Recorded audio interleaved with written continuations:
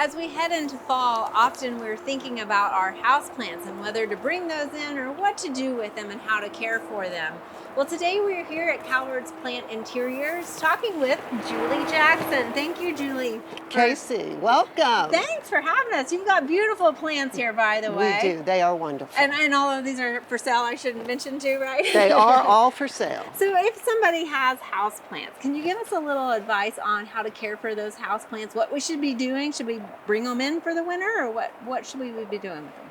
If you've brought your houseplants out for the summer, you want to put them, ideally you want to keep your inside plants inside, but if you choose to bring them outside, you want to give them the similar light outside as they would inside. Otherwise, when the summer season is over, your plants may go into shock once they're brought in the house. It's stressful on It that is, plant. it is. Anytime They like you to uproot them and move them. Exactly. They want to stay where they are. Okay. And so we're going to try to replicate the same light that they were receiving. And that happens in reverse. So in the springtime, when you're trying to transition it outside, you want to not just throw them out there. Exactly. Right? Plants can get sunburned. They sure can. And most tropical plants do not want full sun. Mm-hmm. So if they're kept on a covered porch or that they get east light, okay, that's perfect. Okay. If you decide to put your plants outside and it's time to bring them in, you want to inspect them very well for pests, mm-hmm, clean out your grow pot of any other type of debris. And if you can, you may want to hit them with a hose to knock off anything else that you cannot see. Is there something that we can do as far as concern about insects that might be in the soil and how to bring those inside and not bring the pests? Most likely you would not have our pests, in the bees soil, or anything like that, in the soil. Okay. But that's when you do want to sort of move your soil aside, do an inspection of the soil, okay, and take it from there. Okay. So Julie, tell me a little bit about the debris that might occur on plants as they lose leaves and stuff like that. How do we clean up our plants? A very effective way to clean your plants is using baby wipes. That is what we use at Calvert's to clean our plants. They're a perfect way to gently clean the plant without putting any harmful chemicals on it. Because they get dusty, right? They get dusty, and also if you don't clean your plant, then you're apt to get pests. Okay. So if your plants are clean, you should be pest-free. And it's also, you're sort of caressing the plant, and I feel like they like that. They do. Yeah, strangely, but yes. So it's important to keep your plants clean. And if you're keeping them clean, then you can also inspect for pests. Okay, excellent. Well, are there any plants for that person who says, I just can't grow any plant? Are there any really good plants for that person? Pothos ivy, which are the ivies that you see most everywhere, mm-hmm, are pretty forgiving as far as underwatering or overwatering. Sansevierias or mother-in-law's tongue, they're the plants with the tall spear. Mm-hmm. They're pretty forgiving as far as, oh, I forgot to water it. I forgot to water it again. And they need really low light, correct? They can tolerate low light. All right. Yes. And offer quite a variety of variegations to them They as well? do, in different styles. There's a number of them. Sansevierias are a wonderful houseplant. Okay, so we've talked a little bit about light and some of the plants. What about watering and also fertilizing? Fertilizing, as far as Calvert's is concerned, if you purchase a plant from us, we recommend that you don't fertilize and that you don't repot. Okay. The plants want to stay in a snug environment. The key is not when to water, it's knowing how much to water when you do water. Okay.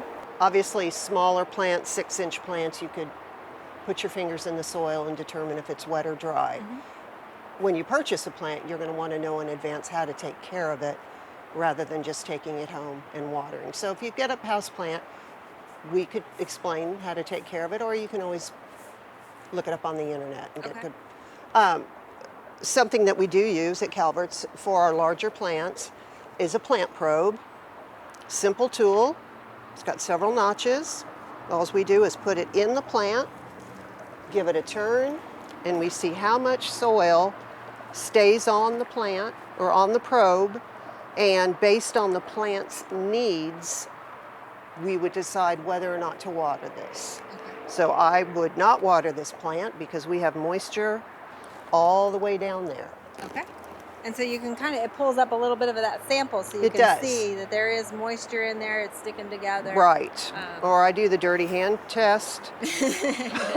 And it comes out on your And so hand. this plant does not need water, it has moisture. And that's one of the important ways to know is just by getting your hands in there and getting messy a little bit. The best way. Yeah. So one thing I think a lot of times, is it true that people tend to overwater their houseplants more than anything? So I would you should say err on the side yes. of not watering? I would say most people overwater rather than underwater. Okay. Plant has a hard time recovering from being overwatered.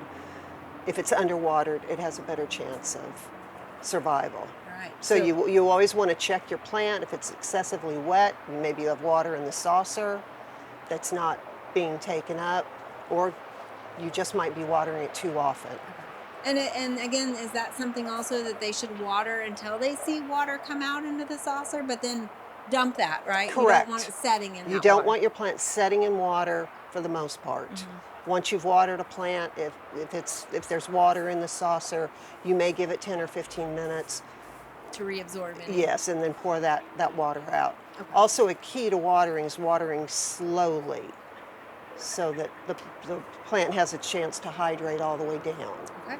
All right. Watering fast will just take it straight to the roots and into the saucer. All right, so make sure to monitor your plants like any plants. House plants are obviously important to monitor as well. Tell us a little bit though, I mean, there's been a surge in house plants. What are some of the benefits of why people are starting to recognize house plants and bring them into their homes? I think people are realizing that they're not that hard to take care of. They certainly liven up your space, your home or your office or your desk, and they help clean the air. So it's just a win-win situation with plants. Excellent. Okay, well, Julie, I think you've given us a lot of great tips for our house plants, I and hope we so. will have great luck with them now. Thank you Wonderful. so much. Thank you, Casey.